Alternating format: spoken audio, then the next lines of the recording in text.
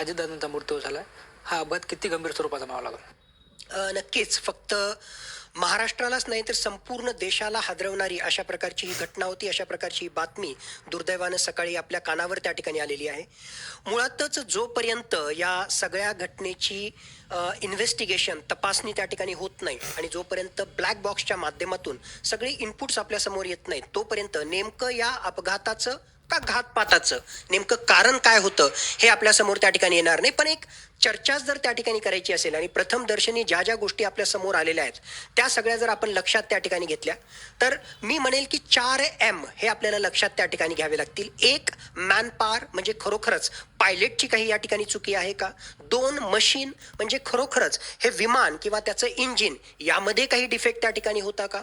Third, management. Third M म्हणजे management म्हणजे खरोखरच ATC आणि पायलट यांच्यामध्ये काही मिसकम्युनिकेशन झालं का? त्यामध्ये कुठे काही कमी त्या ठिकाणी राहिली का? आणि फोर्थ इज मेटेरिओलॉजी किंवा ज्याला आपण म्हणू हवामान, वेदर, याच्याशी संबंधित काही फॅक्टर असे होते का की ज्याच्यामुळे हा अपघात किंवा ही घटना त्या ठिकाणी घडली असावी. आता एक एक करून याचा आपण उलगडणा करण्याचा प्रयत्न करू आणि ज्या काही बातम्या आपल्या समोर आलेल्या आहेत, जे काही इनपुट्स आलेले आहेत त्या आधारावरच आपण ही सगळी चर्चा करतोय.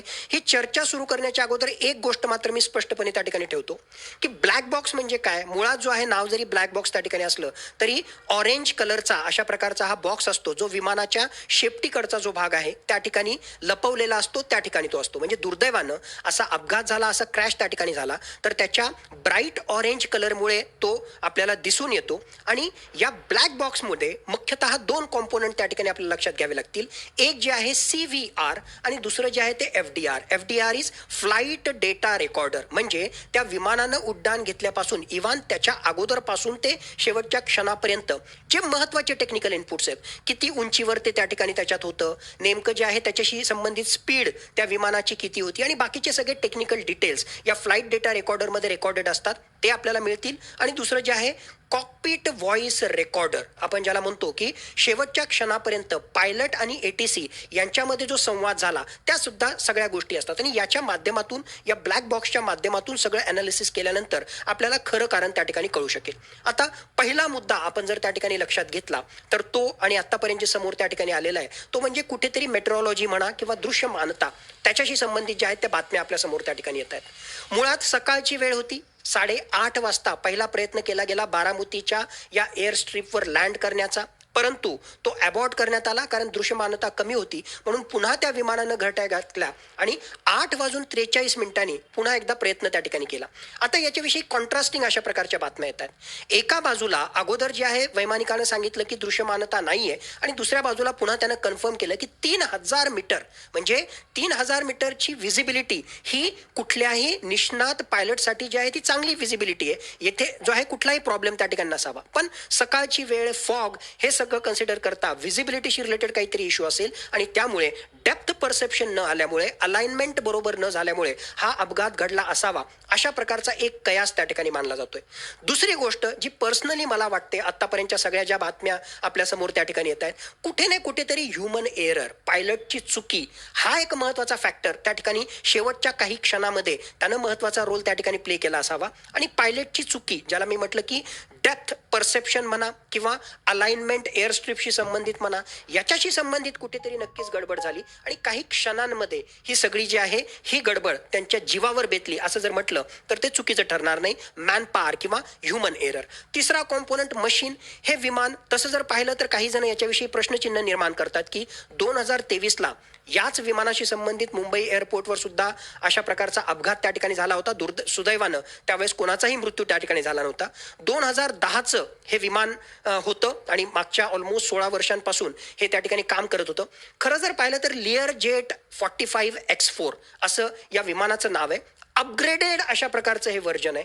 म्हणजे याची स्पीड, याची इफिशियन्सी, कमी धावपट्टी जरी असली तरी उड्डाण घेण्याची क्षमता, 51,000 फुटापर्यंत जाण्याची क्षमता, असे सगळेच वेगवेगळ्या प्रकारचे जे आहेत अपग्रेडेड फीचर्स या विमानामध्ये आहेत. आणि आतापर्यंत तसे काही इनपुट आले नाही म्हणून मला नाही वाटत की जे आहे फक्त विमानाशी संबंधित काही डिफेक्ट होता म्हणून हा अपघात झाला. पण जर विमानाशी काही डिफेक्ट त्या ठिकाणी असेलच तर माझ्या मते शेवटच्या 100 फुटामध्ये, 50 फुटांमध्ये जे आहे उतरताना हा अपघात त्या ठिकाणी झाला असावा. मग इथे जर प्रॉब्लेमच कुठे असेल तर माझ्या मते जे लँडिंग गिअर आहेत त्या लँडिंग गिअरमध्ये काही ग्लिच आला का, काही डिफेक्ट आला का, हे सुद्धा एक कारण त्या ठिकाणी असू शकतं या विमानाच्या अपघातामध्ये. आणि 4th M मॅनेजमेंट, की एअर ट्रॅफिक कंट्रोलर आणि पायलट यांच्यामध्ये जो काही संवाद झाला किंवा यांच्याशी संबंधित जे काही इन्स्ट्रक्शन्स होते तिथे कुठे मिसकम्युनिकेशन झालं का. कारण आफ्टर ऑल बारामती जे आहे ते नॉन मेट्रो एअरपोर्ट आहे. मग तशा प्रकारची टेक्नॉलॉजी, तशा प्रकारची उपकरणं तिथं उपस्थित होती का, आणि त्याच्या माध्यमातून तर काही गडबड त्या ठिकाणी झाली नाही. या सगळ्या गोष्टींमध्ये एक महत्त्वाची गोष्ट लक्षात घेणं आवश्यक आहे की आत्तापर्यंतचे जे इनपुट आलेले आहेत, पायलटने कुठेही मे डे कॉल दिला नव्हता, इमर्जन्सी सिग्नल दिलं नव्हतं.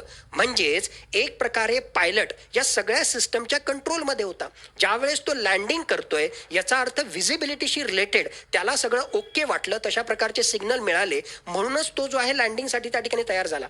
जर अगोदरपासूनच काही फार मोठा प्रॉब्लेम त्याला जाणवला असता तर त्यांनी जो आहे मेडे कॉल त्या ठिकाणी दिला असता किंवा इमर्जन्सी सिग्नल तशा प्रकारचे जे आहे अलर्ट त्या ठिकाणी पाठवले असते. असे कुठलेही अलर्ट त्या ठिकाणी पाठवले नाही. म्हणून मला वाटतं शेवटच्या काही सेकंदांमध्ये ही सगळी गडबड झाली. कारण काय आहे हे तपासणीनंतर त्या ठिकाणी येईलच. आणि म्हणून प्रथमदर्शनी तरी मला वाटतं व्हिजिबिलिटीपेक्षा सुद्धा जास्त महत्वाची जर काही बाब त्या ठिकाणी असेल तर ह्युमन एरर, पायलट एरर ही या अपघातासाठी कारणीभूत ठरली, असं तरी मला आज घडीला प्रथमदर्शनी वाटतंय. तर आता आपण जे तांत्रिक चुका आणि मानवी चुका सुद्धा सांगितल्यात, नेमक्या त्यात मानवी चुका कोणत्या होऊ शकतात? मानवी चुका मी जसं सांगितलं की या ठिकाणी जे आहे, जर तुम्हाला प्रॉपरली इनपुट त्या ठिकाणी मिळाले नाही आणि शेवटच्या क्षणी काही सेकंदांमध्ये आता तुम्हाला तिथे लँडिंग त्या ठिकाणी करायचं आहे, हार्डली 50 फूट ते 100 फुटापर्यंत तुम्हाला त्या ठिकाणी जायचं आहे, आणि जर तशा प्रकारची व्हिजिबिलिटी नसेल किंवा तशा प्रकारचे इनपुट त्या ठिकाणी मिळाले नाही, तर जे डेप्थ परसेप्शन पाहिजे, म्हणजे कुठल्या उंचीला आपल्याला लँडिंग त्या ठिकाणी करायचं आहे आणि आपण किती उंचीवर आहोत याचा अंदाज जर त्या ठिकाणी आला नाही, किंवा एअर स्ट्रिपशी संबंधित अलाइनमेंट तुमचं जर योग्य प्रकारे त्या ठिकाणी झालं नाही, तर ती चूक होऊ शकते. आणि नेमकं तीच चूक माझ्या मते पायलट कडून त्या ठिकाणी झाली असावी. यामुळे जे आहे तो अपघात झाला, म्हणजे जे आहे क्रॅश लँडिंग झालं, हेवी क्रॅश लँडिंग झालं. हेवी क्रॅश झाल्यानंतर पहिल्यांदा तर जो आहे साधारणतः 100 फुटावरून जे आहे ते विमान खाली कोसळतंय, एक गोष्ट. फक्त त्यामुळे सुद्धा जो आहे माझ्या मते जीव त्या ठिकाणी गेला नसता. त्यानंतर ज्या घटना घडल्या की या क्रॅश लँडिंग झाल्यानंतर हे विमान त्या ठिकाणी कोसळल्यानंतर त्याच्याशी संबंधित जे ATF आहे, एव्हिएशन टर्बाईन फ्युएल जे आहे, त्या एव्हिएशन टर्बाईन फ्युएलचा स्फोट झाला. म्हणून जे प्रत्यक्षदर्शींनी सांगितलेलं आहे की हा क्रॅश लँडिंग झाल्यानंतर किंवा हा अपघात झाल्यानंतर त्याच्यानंतर काही सेकंदातच 3 ते 4 स्फोट आम्हाला त्या ठिकाणी पाहायला मिळाले. त्या ठिकाणी जे आहेत अग्नीच्या ज्वाला आम्ही त्या ठिकाणी पाहिल्या. म्हणून तिथे कार्यकर्ते असताना सुद्धा काही मिनिटांमध्येच त्या एअरपोर्टवरून अग्निशामक दलाची गाडी येण्याच्या अगोदर कार्यकर्ते आणि बाकी पोलीस स्टाफ पोहोचलेला असताना सुद्धा हे सर्व कार्यकर्ते हतबल होते. कारण एवढ्या मोठ्या आगीच्या ज्वाला असताना कोणी त्या आगीच्या ज्वालांमध्ये जाऊन जे आहे जीव वाचवू शकला नसता. म्हणून माझ्या मते पहिले हार्ड क्रॅश लँडिंग आणि त्याच्यानंतरचे झालेले 2-3 स्फोट यामुळे जे आहे परिस्थिती अत्यंत भीषण आणि भयावह त्या ठिकाणी बनली. सर, अशा अपघाताची किंवा आज जो अपघात झालाय याची चौकशी जी आहे ती कोणत्या पातळीवर होऊ शकते नेमकी? मुळात जे आहे याची चौकशी 2 वेगवेगळ्या एजन्सीजद्वारे त्या ठिकाणी केली जाईल. हे सिव्हिल एव्हिएशनशी संबंधित मामला आहे. हे काही एअरफोर्सचा विमान त्या ठिकाणी नव्हतं, म्हणून DGCA आहे, डिरेक्टर जनरल सिव्हिल एव्हिएशन. ही जी आहे अत्यंत महत्त्वाची बॉडी आहे ज्याच्या मार्फत ही चौकशी त्या ठिकाणी केली जाईल. ऑलरेडी ती चौकशी माझ्या मते सुरू झालेली आहे. आणि दुसरा एक महत्त्वाची संस्था म्हणजे AAIB, aircraft accident investigation bureau. AAIB यांच्या मार्फत सुद्धा ती चौकशी त्या ठिकाणी केली जाईल. माझ्या मते आपले मुख्यमंत्री देवेंद्रजी फडणवीस यांनी सुद्धा घोषणा केलेली आहे की महाराष्ट्र सरकारतर्फे सुद्धा या सगळ्या घटनेची चौकशी त्या ठिकाणी केली जाईल. चौकशी त्या ठिकाणी होईल, पण टेक्निकली माझ्या मते AAIB आणि DGCA हे जे आहेत टेक्निकली कॉम्पिटंट आहेत या सगळ्या घटनेची चौकशी करण्यामागे. आणि नेमकं जसं मी सांगितलं की वेगवेगळे इनपुट, मुख्यतः कॉकपिट व्हॉइस रेकॉर्डर असो, फ्लाईट डेटा रेकॉर्डर असो, मुळात जे फ्युसिलाज आहे म्हणजे हे विमानाचे जे तुकडे तुकडे त्या ठिकाणी झाले आणि हे रेकेज जे वेगवेगळ्या ठिकाणी पसरलं, वेगवेगळ्या ऍक्सिडेंटमध्ये जे आहेत हे रेकेज कशा प्रकारे त्याचं डिस्ट्रीब्युशन झालं, कशा प्रकारे पसरलं, हे सुद्धा जे आहे तुम्हाला महत्त्वाचं इंडिकेशन देतं की या विमानाच्या अपघातामागचं नेमकं कारण काय असू शकेल. मग ते रेकेज डिस्ट्रीब्युशन कसं झालं, विटनेसेसचे जे आहेत काय त्यांचं त्या ठिकाणी म्हणणं आहे, ATC सोबत कसं कम्युनिकेशन झालं, आणि flight data recorder, cockpit voice recorder, हे सगळे टेक्निकल इनपुट या सगळ्या बाबी AAIB लक्षात त्या ठिकाणी घेईल. आणि त्याच्या माध्यमातून आपल्याला जे आहे नेमकं कारण काय आहे हे आपल्या समोर येईल. कारण काही का असत नाही, पण एक गोष्ट मात्र नक्की की दुर्दैवानं महाराष्ट्रानं अत्यंत एक महत्त्वाचा डायनॅमिक नेता या माध्यमातून जो आहे गमावलेला आहे, आणि त्यांच्यासोबतच इतर 5 जणांचे सुद्धा प्राण गेलेले. अत्यंत दुर्दैवी घटना. सर अजून या अपघाताचं कारण समोर जरी नसलं आलं तरी अशा अपघातातून जे आहे ते काही धडक घेणं गरजेचं आहे का सुरक्षा यंत्रणेतून? माझ्या मते नक्कीच सुरक्षा यंत्रणांनी किंवा ओव्हरऑल सिस्टमनी जे आहे अशा प्रकारचा या घटनांमधून धडे घेणं आवश्यक आहे. बघा म्हणजे संजय गांधींपासून ते मागच्या वेळेस आपण चर्चा केली होती विजय रुपानी जे गुजरातचे माजी मुख्यमंत्री आहे त्यांचाही एअरक्राफ्ट ॲक्सिडेंटमध्ये जो आहे मृत्यू झाला होता. आणि आता आपले मुख्यमंत्री अजितदादा पवार, जीएमसी बालयोगी असतील, YSR राजशेखर रेड्डी त्या ठिकाणी असेल, माधवराव सिंधिया असतील, असे कित्येक नावं आपल्याला घेता येतील की हाय प्रोफाईल पॉलिटिशियन त्यांचा अशा या एअरक्राफ्ट ॲक्सिडेंटमध्ये जो आहे मृत्यू झालेला आहे. मग यातून काय आपल्याला धडा त्या ठिकाणी घेता येईल? जसं मी सांगितलं की हे 4M म्हणजे सगळ्यात पहिल्यांदा जे आहे कुठलीही त्या ठिकाणी कमी न ठेवण्याची जबाबदारी ही त्या एअर कंपनीची त्या ठिकाणी की वेळोवेळी त्याची तपासणी व्हावी. ते विमान जे आहे ते फुल्ली एअर वर्दीनेस त्याचा त्या ठिकाणी असावा. कुठेही जे आहे वेळ भागवून न्यायची आहे किंवा कमी पैसा त्या ठिकाणी लागावा म्हणून त्याच्या सेफ्टी एअर सेफ्टीमध्ये जे आहे कुठलंही कॉम्प्रोमाइज करता त्या ठिकाणी कामा नये. हे एअर इंडियाच्याही उदाहरणामधून आपण लक्षात घ्यावं, त्याचबरोबर या प्रायव्हेट कंपनीमधून लक्षात घ्यावं. दुसरी सर्वात महत्त्वाची गोष्ट माझ्या मते बारामती सारख्या ठिकाणी जे नॉन मेट्रो एअरपोर्ट त्या ठिकाणी आहे, मग नॉन मेट्रो एअरपोर्टचं ATC असेल किंवा एकूणच यंत्रणा जी असेल ती यंत्रणा मेट्रो शहरातल्या एअरपोर्ट इतकी अद्ययावत किंवा टेक्नॉलॉजिकली कॉम्पिटंट अशी त्या ठिकाणी त्याच्यात नसते. मग या ATCला सुद्धा सुधार करण्यासाठी, कम्युनिकेशनमध्ये सुधार करण्यासाठी आणि त्याचबरोबर यामधले जर काही कच्चे दुवे राहिले असतील तर ते इम्प्रूव्ह करण्यासाठी लगेच भारत सरकारनं, महाराष्ट्र सरकारनं त्यासाठी प्रयत्न करावेत. हे सुद्धा त्या ठिकाणी आवश्यक याच्यात आहे. आणि ही गोष्ट त्या ठिकाणी म्हणजे चर्चेमध्ये आली नाही, पण जस्ट आपण एक चर्चेचा भाग म्हणून त्या ठिकाणी लक्षात घ्यावं की बऱ्याच वेळेस घाई आपण ज्याला म्हणतो, आता घाई या पॉईंट ऑफ व्ह्यूनं की पॉलिटिशियन्स हे जे आहेत हरीड असतात, त्यांना वेगवेगळ्या प्रकारचे जे आहेत सभांना त्या ठिकाणी सामोरं जायचं असतं आणि कमीत कमी वेळेत बरंच काही त्या ठिकाणी हासिल करायचं असतं. मग कुठे हे पॉलिटिशियन्स असो, बिझनेसमॅन असो किंवा सेलिब्रिटी जे आहेत ते कुठेतरी इनडिरेक्टली या पायलटवर किंवा क्रू मेंबरवर जो आहे इनडिरेक्टली त्यांचा दबाव त्या ठिकाणी नसावा की कुठेतरी सेफ्टी कॉम्प्रोमाइज करून लवकरात लवकर जाण्यासाठी लवकर या सगळ्या गोष्टी त्यांनी घडवाव्यात आणि याच्या माध्यमातून कुठे एअर सेफ्टी कॉम्प्रोमाइज व्हावी या सुद्धा घटना त्या ठिकाणी घडता कामा नये. म्हणून तुमचा मूळ प्रश्न जो होता या सगळ्या या घटनांमधून आपण काय धडा त्या ठिकाणी घ्यावा, नेमकं कारण आल्यानंतर तर त्याच्याशी रिलेटेड आपण रेक्टिफिकेशन करू, पण जनरलाइज धडा माझ्या मते जे आहे एअर कंपनीज यांनी कुठलीही त्या ठिकाणी तसूभर सुद्धा जे आहे कमी न ठेवता स्क्रुटिनी म्हणा किंवा एअर सेफ्टी याच्याविषयी कुठेही कॉम्प्रोमाइज करू नये. नॉन मेट्रो सिटीज मधल्या सुद्धा ATCला अपग्रेड करण्याची गरज याच्यामुळे अधोरेखित झालेली आहे. आणि माझ्या मते जे सेलिब्रिटीज आहेत कारण हे प्रायव्हेट जेट त्या ठिकाणी होतं, तर अशा प्रकारच्या प्रायव्हेट एअर कंपनीजनी सुद्धा पैसे कमवण्यासाठी जे आहे त्या एअर सेफ्टीमध्ये कॉम्प्रोमाइज करणं किंवा त्याच्या स्क्रुटिनीमध्ये कमी करणं या गोष्टी त्या ठिकाणी करू नये. आणि या सेलिब्रिटीजनं सुद्धा जो आहे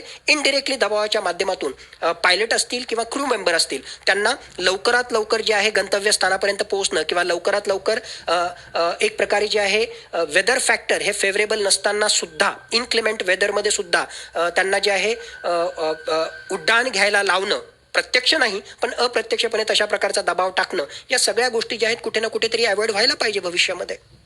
सर मी शेवटाकडे येतो. आपण जर बघितलं तर यापूर्वी सुद्धा अहमदाबादमध्ये एक मोठी दुर्घटना घडली होती. त्यावेळेस जे ते ब्लॅक बॉक्स विदेशात पाठवण्यात होता तपासण्यासाठी, यात काय होऊ शकतं? नक्कीच अत्यंत महत्त्वाचा प्रश्न तुम्ही त्या ठिकाणी विचारलेला आहे की अहमदाबादच्या एअर क्रॅशमध्ये जो आहे ब्लॅक बॉक्स त्याच्या तपासणीसाठी जे आहे अमेरिकेमध्ये पाठवण्यात आला होता, कारण तिथे बोईंग विमानाशी संबंधित असा त्याचा संबंध होता.